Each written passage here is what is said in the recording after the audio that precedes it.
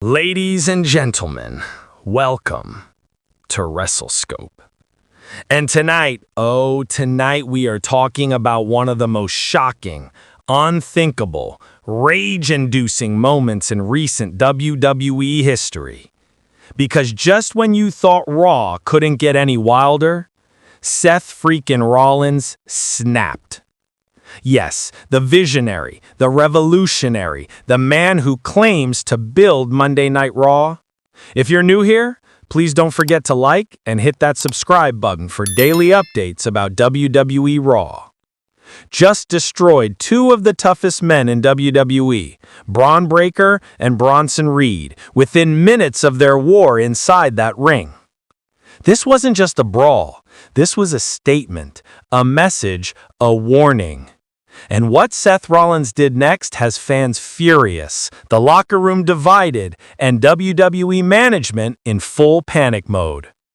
Stick around, because what you're about to hear will shake your faith in Seth Rollins forever. Was this revenge? Jealousy? Or the beginning of a brand new faction war inside WWE? Stay till the end, because trust me, you'll want to sound off in the comments after this one. Part 1. The match that started the fire, 46 seconds to 3 minutes and 30 seconds. It all began with what was supposed to be a show-stealing bout between two rising powerhouses, Bron Breakker versus Bronson Reed. Two beasts, two former champions, two unstoppable freight trains colliding in the middle of that Raw ring. The match had it all. Strength, intensity, pride, and the energy of two men who knew that this wasn't just another match. It was about respect, about proving who owns that ring. Breakker, the second-generation superstar, the son of Rick Steiner, the man who's been carrying the legacy of power, speed, and intensity since stepping foot into NXT. And Bronson Reed, the colossal one, a man who has fought tooth and nail to carve his name into WWE's main roster. They didn't hold back. Every slam, every spear, every splash shook the arena.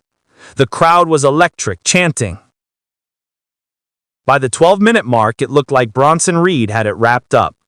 He went up to the top rope, ready for that tsunami splash, and just as he came crashing down, Breakker rolled out of the way. Then, in a flash, spear. 1, 2, 3. Breakker wins. Raw crowd erupts. But then, the mood changed. The lights flickered. That familiar cackle echoed through the arena. And the entire arena went absolutely insane. Part 2. The visionary descends. 3:31 to 6 minutes and 10 seconds. Seth Rollins walks out, suited up in that golden jacket, that wicked grin on his face. But this wasn't the usual laughing, smug Seth. No, this was cold, calculating, angry. Breakker, still catching his breath, looks confused. Reed, rolling out of the ring, can't even stand yet. And then Rollins grabs a mic. He looks dead into the camera and says, and right there, before anyone could blink, Rollins drops the mic and charges the ring. He hits Breakker with a running knee out of nowhere, then turns and smashes Reed with a super kick right to the jaw. The crowd goes wild, half in shock, half in outrage. Rollins doesn't stop. Curb stomp to Reed, curb stomp to Breakker. The crowd can't believe it. Rollins just laid out both men who had just left it all in the ring. And then he grabbed a chair. Part 3. The unthinkable. 6 minutes and 11 seconds to 9 minutes and 45 seconds. The arena goes silent. Even commentary goes quiet. Rollins stands over the fallen Breakker and Reed. He looks down, breathing heavy, eyes wide open. You can see the rage boiling. He raises the chair high. Crack! Right across Breakker's back. Then another. Fans start booing. Security runs down. Rollins swings again and again until the chair literally bends in half. And then, for the first time in months, Seth Rollins looks genuinely unhinged. He grabs another mic, crouches next to Breaker's motionless body and whispers into the camera. "This is my vision. I built this house, and no one takes it from me." Then he drops the mic and walks out, leaving destruction behind him. Medical officials rush to the ring, Breaker's barely moving, Reed's clutching his ribs. And the fans? Stunned, angry, betrayed. Twitter exploded. Hashtags like "Seth has snapped" and "Raw is burning" trended within minutes. But everyone's asking the same question. Why, Seth? Why? Now? Part 4. The reason behind the madness. 9:46 to 14:20.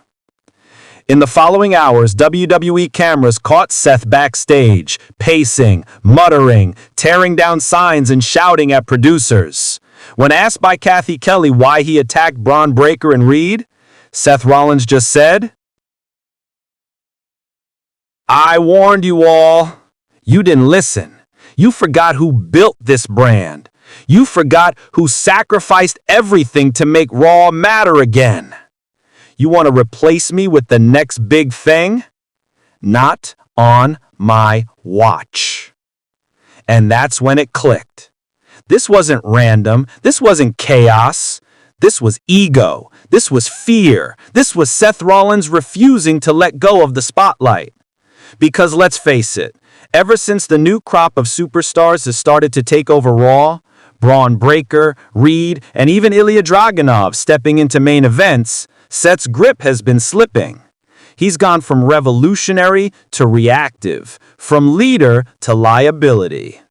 And now, after this assault, he might have crossed the one line you can't uncross. Because Bron Breakker isn't just a rising star, he's the future. And Bronson Reed, he's one of the toughest men on the roster. You can bet both of them won't let this slide. Part 5. The Locker Room Reaction. 14:21 to 18 minutes. Reports from backstage say that the locker room is split. Half of the roster, names like Finn Balor, Damian Priest, and even Drew McIntyre, reportedly laughed at what happened, calling it typical Rollins energy. But others, like Cody Rhodes, Sami Zayn, and Ricochet, were furious. One anonymous superstar told WWE.com, "Seth's always about himself. He'll preach loyalty, but when it's time to share the spotlight, he burns it all down." Even management wasn't happy. Sources say Triple H personally met with Seth after the show and told him, "You've just lit a fuse you can't put out." But Rollins' response? A smirk and the words, "Good. Let it burn." Part 6. Bron Breakker strikes back. 18:01 to 23 minutes.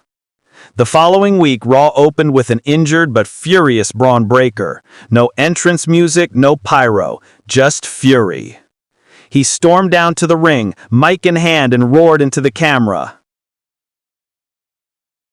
"Seth Rollins, you call yourself the visionary? Well, my vision is you on the mat, begging me to stop." The crowd exploded.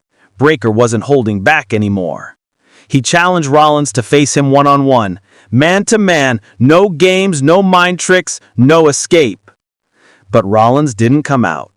Instead, his music played, and on the Titantron, Rollins appeared, sitting in some dark, empty rooms surrounded by shattered mirrors. He laughed, then said, "You want the king? You're not ready. But I'll see you soon, brawny boy. Just remember, I never miss twice." Part 7. Bronson Reed joins the fight. 23:01 to 28 minutes. But the story didn't end there. Later that same night, Bronson Reed came out, still bruised, ribs taped, but more fired up than ever. He called out Breakker, saying, You might have won our match, but what Seth did to us, that was personal. I don't like you, Breaker, but I hate Rollins even more. And that's when something huge happened. For the first time ever, Bronson Reed and Bron Breakker shook hands. Two former rivals, now united by revenge. The crowd lost it, and you could see the setup forming right there. Bronson Reed and Bron Breakker versus Seth Rollins and whoever dares to stand beside him. But who would join Seth? Part 8. The Mind Games begin. 28:01 to 35 minutes. Over the next few weeks, Rollins started playing psychological warfare. During Reed's matches, eerie laughter played over the speakers. During Bron Breakker's entrances,